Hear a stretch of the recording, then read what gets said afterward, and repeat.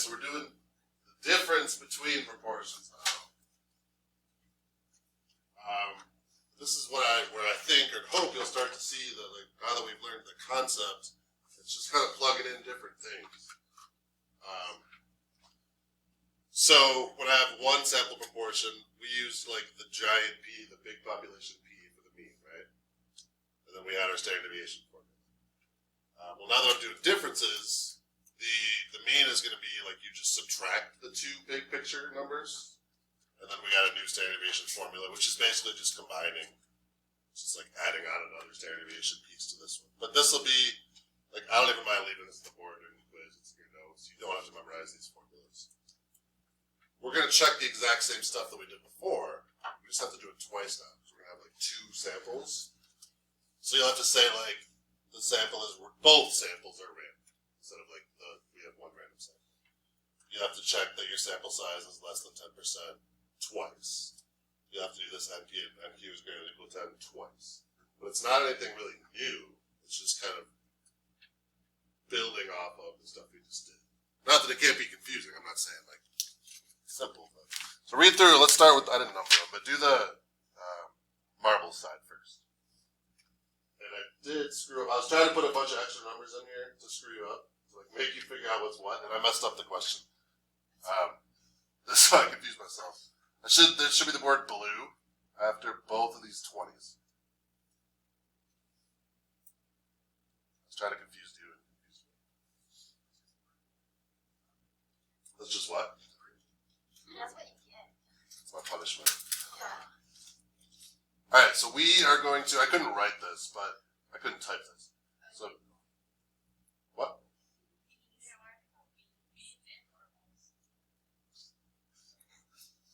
I don't know. I have no idea. I was like reading a different question and trying to like transfer it over like a similar question. I think I probably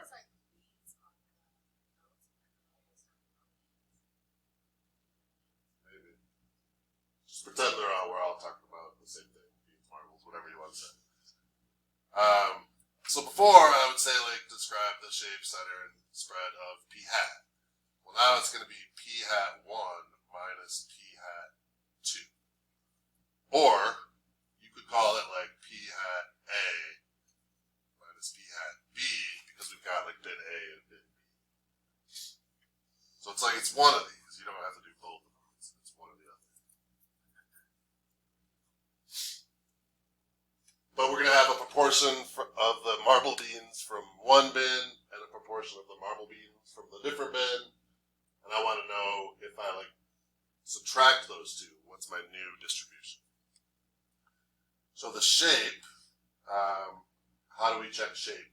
How did we check shape before? The NP and the NQ have to be greater than or equal to 10, and that, if that's all true, that means that the shape is approximately normal. So we're going to check that again. We just have to check it twice, and maybe we should start labeling numbers now. So I want to know what PA is, and I want to know the sample size of A. I want to know what PB is, and I want to know the sample size of B. See if you can pick out those numbers. If you don't want to write them down yet because you're not sure, that's fine. But there's a lot of numbers in there. I definitely put some extra ones to see if you can tell what's what. See if you can figure those out.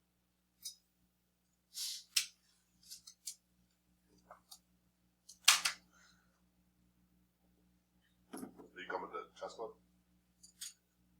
Have you been studying that game? Like trying to figure it out? Yeah. Him and Mr. Rodriguez are in an epic battle. They took a photo of it last time. Is it okay if I like talk about it? It's because they couldn't finish before the chess club. Sadly. Last time I had to leave at like 3:30. Sometimes the people have stayed till 4 to finish the game. That wasn't the first game. Like usually I usually play like 2, 3, 4 games. But you only played that one last time. Was it you versus Rob like the whole time? Oh right. Which 6 like 5 minutes. Our Eric was victorious. Thrice. I beat him 3 times too that day. Yeah. Rough day. Okay. Are the percentages at the bottom where it says 40, 33? Are those like, what are those? That is, I got 20 out of, so I took 50 marbles from bin A and 20 of them were blue. So that's 40%. That's. What are the numbers? I think it's not those. It's not those. So let me just show where these came from. There were, in bin A, there were 50 marbles.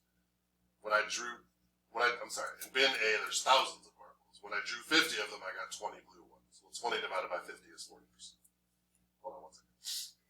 In bin B, I took 60 marbles, 20 of them that I drew were blue, so that's 33%. Hold on one more second. Hello. Good, what's up?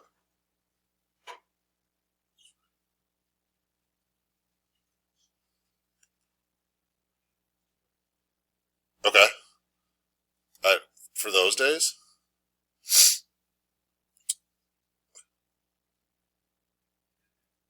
I can put it in. I don't, unfortunately, know the previous days. What do I do?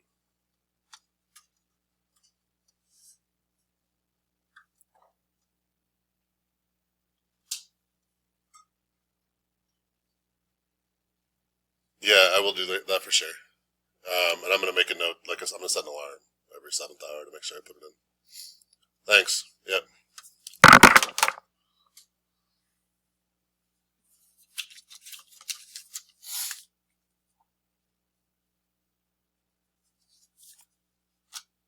Okay, what was your question, sorry? You wanted to guess what the numbers are? What do you got?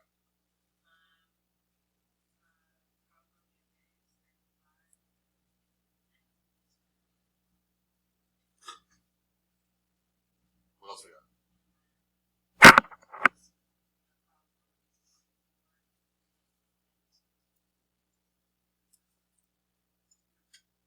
One mistake there. One of those numbers. This is 60, yeah, that's all. So, that's correct. Yeah. So can I just clarify? So like it's 0.35 and 0.4 because that's like the big picture. Yep. Okay. That's what I was just going to talk about. Oh. How many people had those numbers? Okay. So we want the big picture numbers. All I really care about in this problem is bin A is 35% blue beans, bin B is 40% blue beans. I take 50 from bin A and 50 from bin B. This doesn't matter. So that's saying like I took a random sample and got this, but I really don't care that much at this point about the random sample. I care about like the big picture population data. Does that make sense there? Okay, so then what I have to show for the shape is I have to do, for like population A, or bin A, I have to show that NP is greater than 10, and NQ is greater than 10. So in A, that is 0.35 times 50, 0.65 times 50.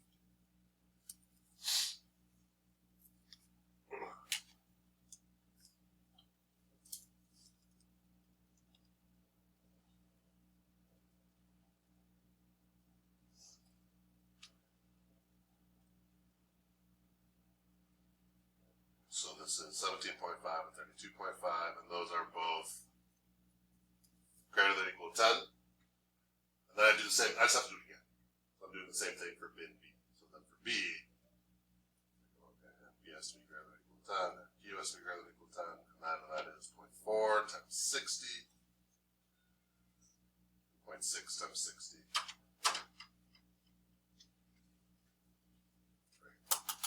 And then those are both greater than or equal to 10.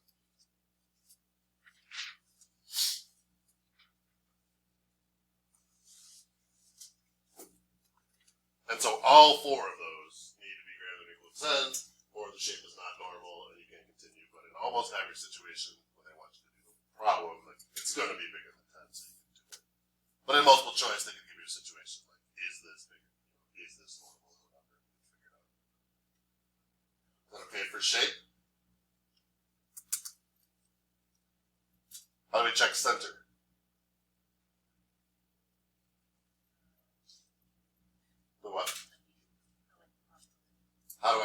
That's the problem. Like the center, you're right. The mean is going to be 0.35. So the mean, the way I write this is the mean of P1, PA minus PB is yes. Let me back up to this a second. The mean of PA minus PB is going to be 0.35 minus 0.40, which is negative 0.05. So, because I'm looking for the difference between, that's how I know, and I'll write that in a second. I'm looking for the difference between these two. So I subtract them, first minus the second, and the average difference is negative 0.05. So the center of our distribution is negative 0.05. And all I'm doing is taking that number up there that you guys told me, minus that number. That number up there, minus that number there. And how do I know that's the center is because both samples are SRS, or both samples are random.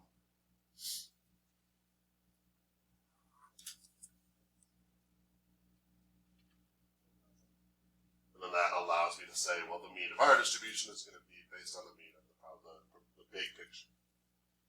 For spread, how do I know that I'm allowed to use spread and standard deviation? How do I know I'm allowed to use the standard deviation formula? Yep. So I just got to do that twice. So like NA has to be less than or equal to 0.10 times capital N. So what is NA? Like what's little NA? Do you know what I mean when I say that? That's 50. That's your sample size. And then that's less than or equal to 0.1 times. How many marble beans are in? Yeah. So 50 is less than or equal to 0.10 times thousands.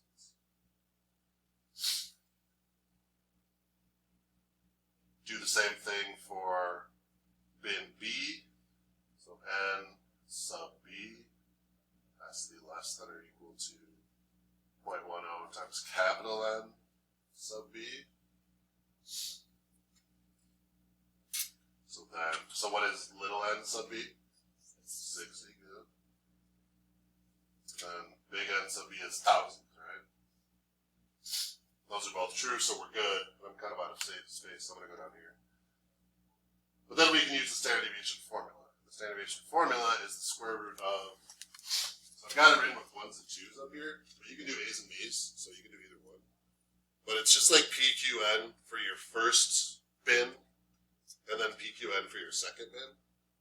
Whether you call them A or B or 1 and 2, like, doesn't really make a difference. So let's say I said PA QA over little NA plus PB over little NB. And then we gotta figure out what all of that is. So down here, I'm just gonna write like a normal CF. So I have room. So if I put these numbers in, what is PA? 0.35. So QA is 0.65. Our sample size for A was 50.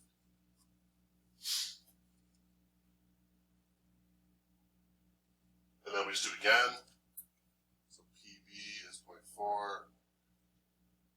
And then QB would be 0.6. And our sample size there was 60. So go ahead and type that in to make sure we can all get the same thing. You can just, like, don't think too much about the parentheses. So you really only need that very first one that they like automatically give you. And you can type it in like that. And some people put like extra parentheses to try to organize it. Sometimes I just think that makes it more confusing. The less parentheses you can use, the harder it's easier to keep track of. Right. So that does work. So make sure you're getting 0.092.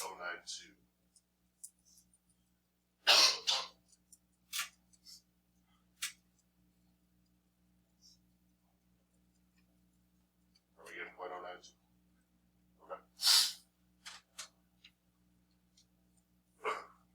Questions on anything yet? So then what I want to know,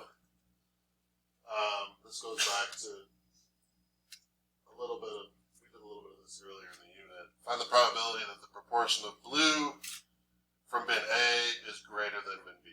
So I want PA to be greater than PB.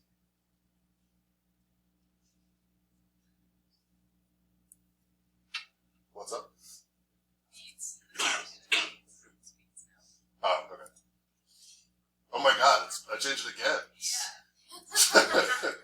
Okay. So, I don't think this is the easiest way for most people to think about it. I think the easiest way for most people is to rewrite this and like subtract PB from both sides and say PA minus PB is greater than 0. Do we see and understand how these are the same thing? These two. Okay. And so now I have all the information I need. So now I can go to my normal CDF. How do I know it's normal? Because I showed it up here with the shape, so I'm allowed to use normal CDF. Right here is the low and the high. So if I want to be greater than 0, that's going to go from what to what? 0 to 9999. And then I'm going to put in the mean. What's the mean? Negative 0.05, because that's what you get when you subtract. And the standard deviation is what we just figured out here, 0.092. This will be our answer.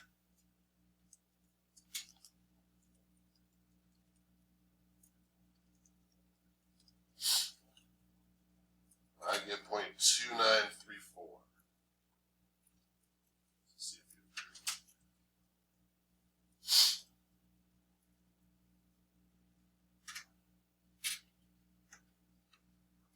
Get it? Okay. So, like, you see how that's very similar to the last stuff? It's just like putting in 2 things instead of 1, basically. So I want you to try the one on the back. Yuki.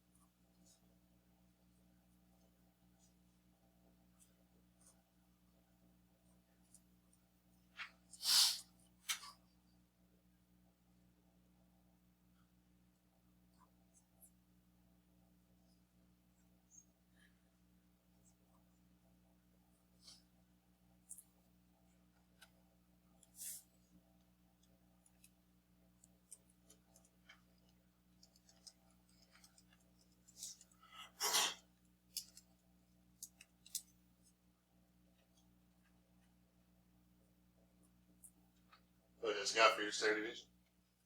0.0698. So if I just talk through, sorry, wait, are people still working? The bottom part?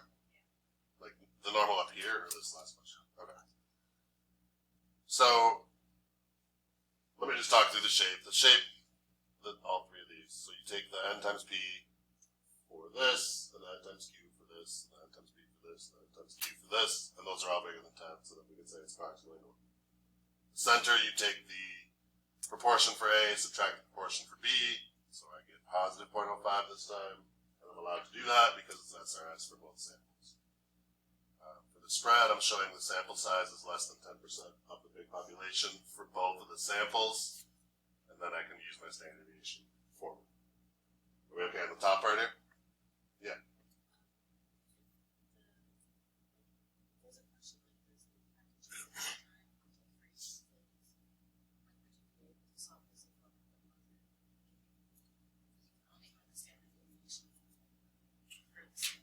So that would come up, if you couldn't do it, it would probably come up in a multiple choice question. It would be like, and you wouldn't be able to do it, and the answer, one of the answers would say like, you can't do this because it's not.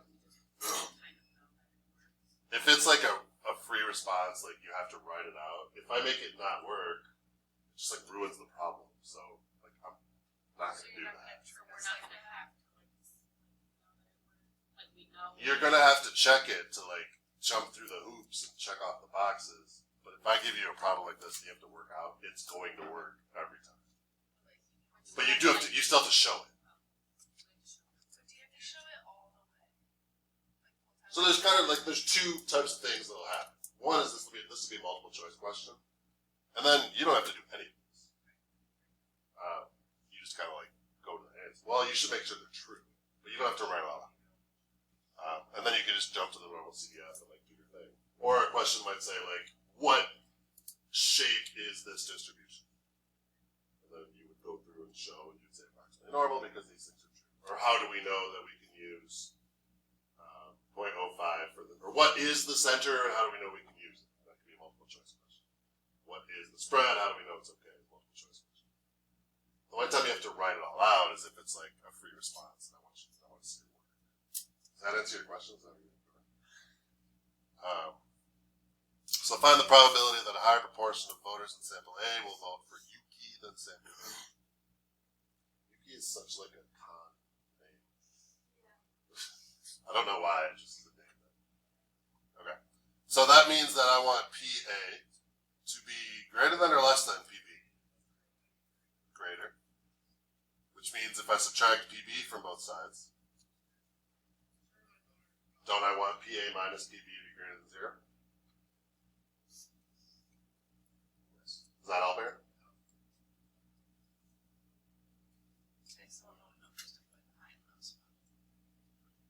Okay. Does this part make sense?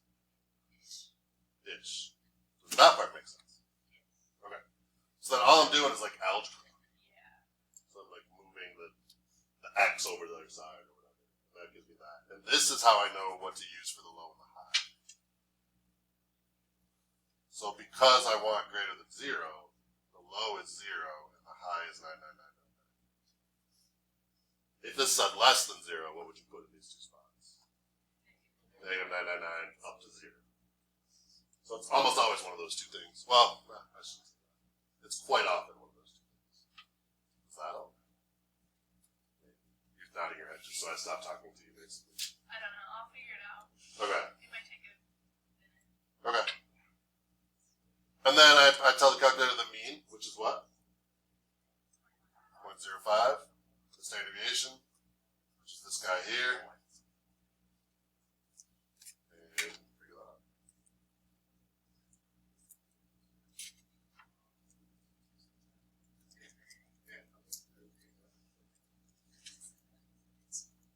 You guys get 0.763? Questions anywhere on there? Give me like, how do you feel about this process? Give me a thumbs up, like it's totally cool, I got it, it's no problem. Thumbs down, it's like I don't have to. 2 thumbs up. Love that. Okay. Is there anything I can help with right now? Can you just leave it up on our board for a minute? Yep. Second. Are there any questions I can answer to help you go from maybe here to here or something? Or just need practice or time or whatever? Yeah, that's fair. So you have 2 cons, or 2 or 3 cons on this section. And then there's a homework 3 for this section also. But you have time to do both those tomorrow also, so if you don't want to start today, I don't have an issue with that. But that's what you got. Then Monday is a review, so I'll give you like a practice You took out quiz. Monday's a review, so I'll give you a practice quiz. The article from the con. Yeah, that's how it was. As you said that you were going to talk about. Monday is a review. Tuesday is a quiz. Are there any questions on anything?